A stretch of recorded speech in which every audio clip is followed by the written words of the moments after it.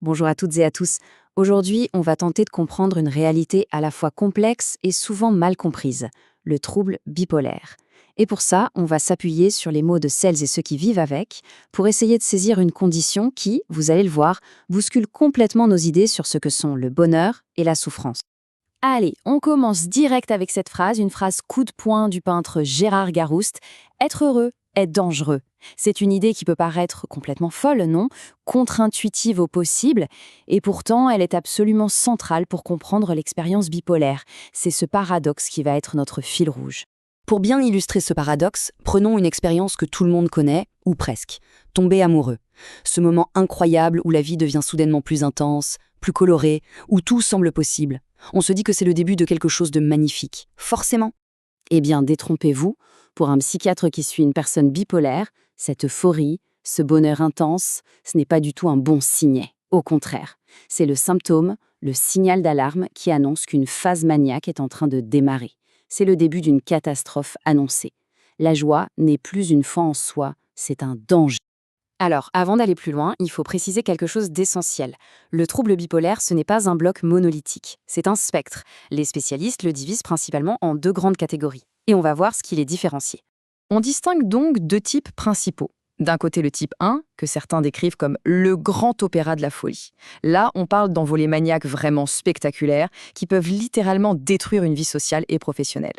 De l'autre côté, il y a le type 2, qui est plus une sorte de surchauffe. L'exaltation est moins extrême, on parle d'hypomanie, et la dépression est souvent beaucoup plus présente. La personne reste généralement fonctionnelle, mais c'est un combat de tous les instants. Et pour le type 1, voilà ce que ça peut donner concrètement. Gérard Garouste parle de crises qui ne sont pas juste des sautes d'humeur, ce sont de vraies bouffées délirantes avec des conséquences très réelles, très graves. C'est un chaos visible par tout le monde. À l'inverse, l'expérience du type 2, elle, est beaucoup plus subtile, plus intérieure. On n'est pas dans le délire, mais plutôt dans une sorte d'ivresse permanente, saoul sans alcool. C'est une énergie décuplée qui peut être fatigante pour l'entourage, mais qui ne coupe pas forcément de la réalité. La lutte, souvent, est invisible.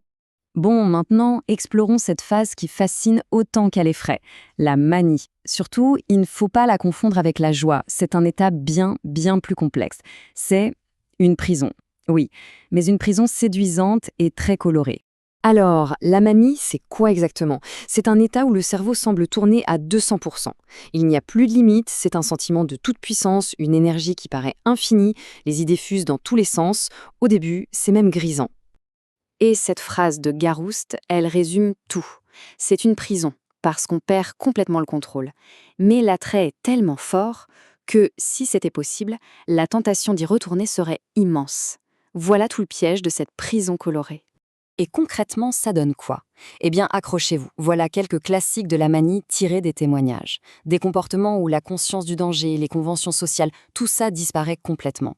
Ce sont des actes qui, après coup, paraissent insensés, mais qui, sur le moment, semblent avoir une logique implacable. Mais évidemment, cette ascension fulgurante a un prix. Et le prix est exorbitant. Parce qu'après la manie, inévitablement, c'est la chute. C'est le moment où la réalité, où le cerveau présente l'addition. La dépression qui suit, ce n'est pas un petit coup de mou. Non, c'est une conséquence presque mécanique de la surchauffe du cerveau.